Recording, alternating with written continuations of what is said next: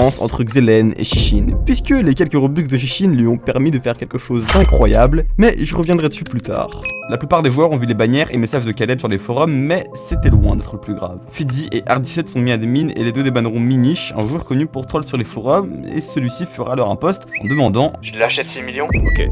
Minish achète la Dark Heart à 6 millions de Robux alors qu'il devait être banni. Et ça peut paraître pas très grave, sauf que ces Robux et items ne devraient pas être en circulation dans l'économie de Roblox, ce qui va vite devenir un problème si ça continue. Maintenant, c'est au tour de Hytrap d'être admin qui s'occupera aussi de l'économie.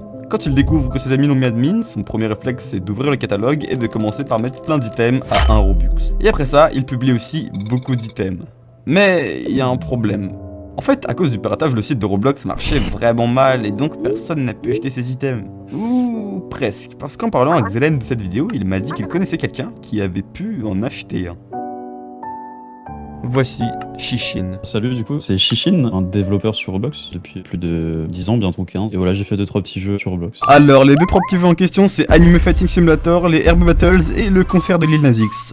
Mais aujourd'hui, je veux l'interviewer surtout pour qu'il nous raconte son expérience avec le piratage du 1er avril, qui a été différente des autres joueurs. Et d'ailleurs, si vous aimez la vidéo jusque-là, s'il vous plaît, abonnez-vous pour voir d'autres vidéos sur Roblox. On reprend. En fait, en se connectant sur Roblox, Shishin a vu dans sa boutique le Dominus Infernius en vente au prix de 1 Robux, alors il a acheté et...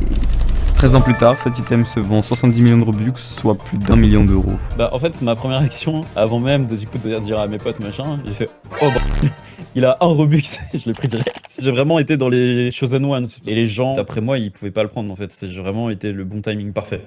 Maintenant, je vais vous poser une question. Est-ce que ce visage vous dit quelque chose? Eh bien, à la base, il ne ressemblait pas à ça du tout, puisqu'il a été modifié pendant le piratage sous cette forme accompagnée de E3. Et si aujourd'hui ces visages sont impossibles à voir, au moment du hack, il y a un joueur qui s'est connecté, qui l'a équipé et qui est parti. C'était le créateur de Natural Disaster, qui à l'époque existait déjà depuis 4 ans, rapportant un bon nombre de Robux à son créateur. Et en parlant de Robux, Hytrap s'était aussi amusé à envoyer des centaines de milliers de Robux à des joueurs aléatoires, et après ça...